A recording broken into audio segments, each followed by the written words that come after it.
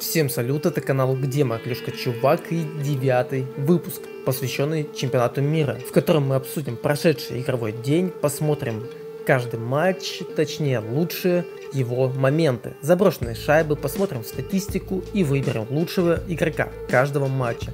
Сегодня было сыграно целых 6 встреч: Латвия, Швеция, Дания, Швейцария, Германия, Польша, Канада, Финляндия, Франция, Словакия и Чехия, Великобритания.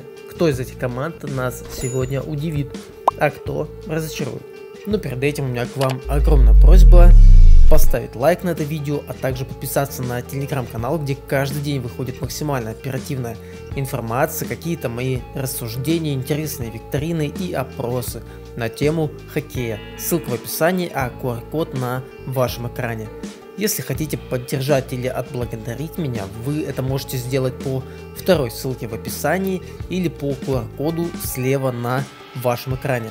Большое вам спасибо, только с вашей поддержкой я смогу продолжать вести этот канал, ведь на нем пока нет ни единой рекламы. Первым на очереди у нас Латвия, Швеция. Сборная Швеции уверенно возглавляет группу Б, выиграв все 4 матча в основное время. И вряд ли эту статистику сможет испортить сборная Латвии. Хотя на прошлом ЧМ латвийцы выиграли у сборной 3 корон 3-1. Да, Латвия сражается за плей-офф, мотивация просто запредельная, но против такого состава сборной Швеции, против такой великолепной формы их лидеров, шансов просто минимум. Но давайте же скорее на это посмотрим, может я ошибаюсь. Швеция сразу показывает, кто в доме хозяин. Уже на 5-й минуте Расмус Далин мощным щелчком открывает счет. А буквально через несколько минут Йонас Бродин удваивает преимущество. Игра чуть успокоилась, что позволило Латвии перезагрузиться и выйти на второй период более собранными и нацеленными на результат. Даугавинш отыгрывает одну шайбу, отлично сыграв на пятаке, а на 24-й минуте счет уже был равным, отличился Мамчис, тоже благодаря какому-то отскоку на пятаке. Дальше у шведов немного поджегся пуканчик, начали толкаться, драться и тем самым тоже сменили вектор игры. Они за 3 минуты забросили 4 шайбы и похоронили все надежды Латвии на успех в этом матче. Сначала отличился Зетерлунд, причем дважды за 17 секунд, невероятно точном бросив со свободного льда. А затем по шайбе забросил Эриксон и Петерсон. Сколько же пространства латвийцы предоставляют. Мерзликин покатил на лавку, вышел Витальс, после чего была лишь одна заброшенная шайба от Йохансона. Итоговый счет 7-2. Скорости, броски, мысль. Все у шведов на таком запредельном уровне, очень приятно смотрится их игра. Таким выдался этот матч, Латвия отодвигается еще дальше от плей-офф, очень обидно, а шведы доказывают, что именно они главный фаворит на этом ЧМ, одержав 5 побед в 5 матчах. Матч выдался достаточно интересным, команды показали какую-то феноменальную реализацию своих моментов. Статистика на вашем экране. Лучшим игроком я признаю Зетерлунда, который своим дублем перевернул этот матч.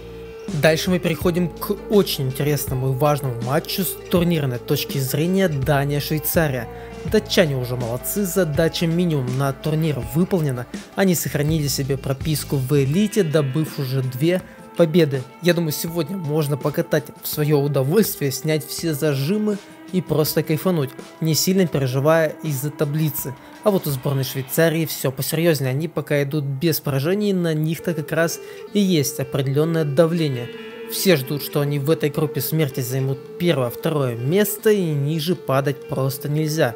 Да, конечно, швейцарцы намного сильнее, начнут играть они в свой прагматичный хоккей и закроют Данию где-то 4-5-1. Вот и все. Давайте посмотрим на этот великолепный матч. Уже на 5-й минуте Хишер забросил первую шайбу в этом матче, но мы отметим Фиалу, как же он поборолся.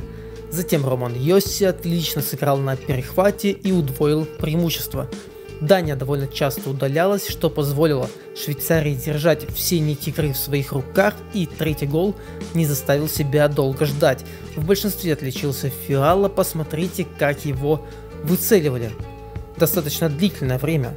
Но через 3 минуты он же и оформил дубль. Затем Сентелер доводит счет до разгромного 5-0. Но и это еще не все. В начале третьего периода Турков отличается в меньшинстве. Просто шикарно сыграл. Через пару минут счет вообще становится 7-0. Свою первую шайбу на этом ЧМ забросил Берчи после суперскоростной атаки. Ну а точку поставил Шервей. 8-0, матч окончен. Не такого я ждал от сборной Дании. Видимо, они совсем забили болт на плей-офф, бухнули вчера хорошо, отметили свое сохранение прописки в элитном дивизионе, и им вообще пофигу. Швейцария, в свою очередь, вообще красавчики, отличные результаты на этом ЧМ. Реализация у них просто феноменальна, да и скорости мысли, все просто на высшем уровне. Очень хотелось бы, чтобы они залетели минимум до полуфинала в плей-офф. А так они занимают уверенное первое место и с высоко поднятой головой ждут матч с Канадой.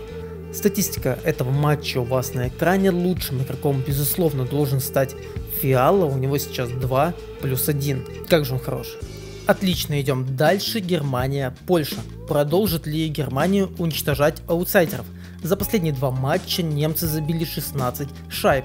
Правда, это были главные аутсайдеры всего турнира, а истинную свою мощь немцы как раз показали против Швеции и США, отлетев с общим счетом 2-12. По идее, сегодня должен случиться разгром, но успели ли немцы восстановить силы после вчерашнего матча с Казахстаном?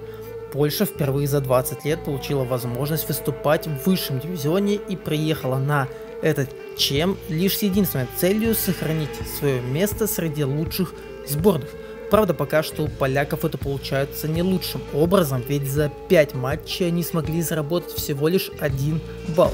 Вряд ли они рассчитывают сегодня на победу, так как дальше им играть с казахстанцами, где все и решится. Кто из них вылетит во второй дивизион, а кто останется в элите. А мы перейдем к сегодняшнему матчу, давайте смотреть.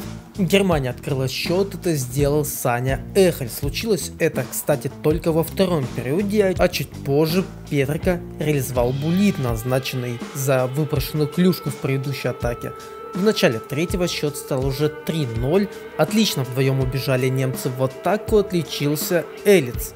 Казалось, Польша потеряла весь смысл и мотивацию к борьбе, но нет, они выстреливают и дуплетом. Первым отличился Вайда, а через минуту свою первую шайбу на этом ЧМ забросил Коморский.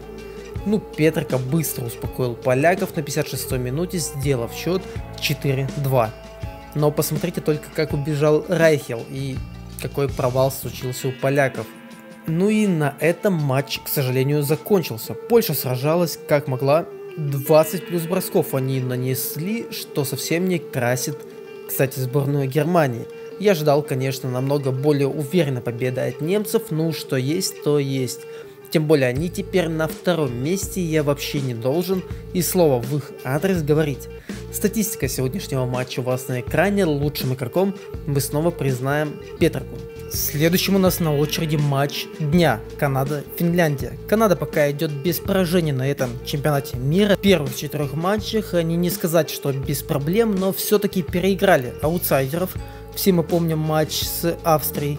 Сегодня наконец-то мы увидим Канаду против по-настоящему тупового соперника. Жаль, что сама и Финляндия. Жаль, что и сами финны проводят этот турнир не так успешно, проиграв чехам и тем же австрийцам. Кстати, это же еще будет встреча лучших двух снайперов турнира, Олли Капанина и Бедарда. Будет очень интересно, напряжение на пределе, бегом смотреть. Я зашел на трансляцию этого матча на 5-й минуте и, мягко говоря, офигел. Финляндия к этой минуте вела уже 2-0. Пулиярви и Пустянин забросили по шайбе. Канадцы не стали тушеваться и быстро на это ответили. Забил Козенс. А через минуту Танев счет сравнял. Точнее, как-то затолкал шайбу, я так и не понял, как это произошло, но судьи засчитали ее. Тем самым он вернул психологическое преимущество все-таки на сторону Канады. Следующего гола пришлось ждать добрые 20 минут. Дубль оформил Есси Пульярви, на что моментально прилетела ответочка от Пауэра. Счет снова стал равным. Какая-то вообще вальяжная атака 4-3, ужасная смена от финнов. А в середине третьего периода Канада снова выходит вперед. Очень много пространства дали Таваресу, а шайбу забросил Хегел. И напоследок гол от Мерсера уже в пустые ворота. И все, матч окончен. Канада показала, что к плей-офф они готовы все-таки получше, реализация у них какая-то просто запредельная, каждый четвертый бросок конвертировался в заброшенную шайбу. Отличные матчи по сюжету и по накалу. Финляндии повезло, что их некому вышвырнуть из плей-офф. Все 4 команды, что ниже, приезжали на ЧМ, видимо, только с одной мыслью, как бы побороться за 7 место, и не ползти выше им это вообще не интересно. Это достаточно печально, может именно сборной России в этой группе и не хватило. А так статистика матча на вашем экране, а лучшим игроком мы на 100% признаем Оуэна Пауэра. Дальше 5-й матч игрового дня, который лично я ждал. Хотелось поболеть за словаков, они играли против сборной Франции. Если Словакия побеждает, то 90% что именно они выходят в плей-офф, хотя все-таки потом с Латвией еще надо будет разобраться. Франция довольно уверенно идет на 6-м месте, имея 4 очка, и, кстати, после сегодняшнего поражения поляков, французы обеспечили себе сохранение прописки в элите. Мы их поздравляем. Ну что, получается, можно подумать и о плей-офф, если переиграть словаков, какие-то совсем небольшие шансы, но появляются. Конечно, Словакия набрала бешеную форму, выиграв 3 матча подряд, и у Франции шансов совсем немного, но они есть. Матч обещает быть интересным, давайте уже скорее него смотреть. Над первым голом я долго смеялся, легендой Словакии удалился сначала за подножку, потом вышел и за 2 секунды на свободе успел словить блокировку. В итоге отсидел еще 2 минуты, вышел и через 15 секунд вогнал шайбу в ворота сборной Франции. Легенда. Вот это я называю отдохнул. Дальше забивал Гудочек, причем дважды. На 3-й минуте он включил ноги и мощно бросил, а на 10-й, да, в общем-то то же самое. Франция такое уже терпеть не стала, и Трей отыграл одну шайбу, подарив своей сборной шанс или какой-то даже заряд на камбэк. Но недолго эта музыка играла, Герман сделал счет 4-1. Ну и команды так докатывали матч, хотел я сказать, но нет. За 7 секунд до конца французы второй раз продырявили главы. Это сделал Шикиашвили, но времени уже не оставалось. Отличная игра и реализация от словаков, у них огромные шансы оказаться в плей-офф и навести там шороха. Я думаю, выйдут они на условную Швейцарию, и почему бы не переиграть их. А у Франции вообще жизнь малина, и париться им не надо, никуда они уже из элиты не денутся. Займут они свое 6-7 место. Такая лафа у них появилась после победы над Польшей. Статистика этого матча у вас на экране, лучший игрок матча Гудочек. И заключительная встреча игрового дня, достаточно проходная, без какой-либо интриги, Чехия-Великобритания.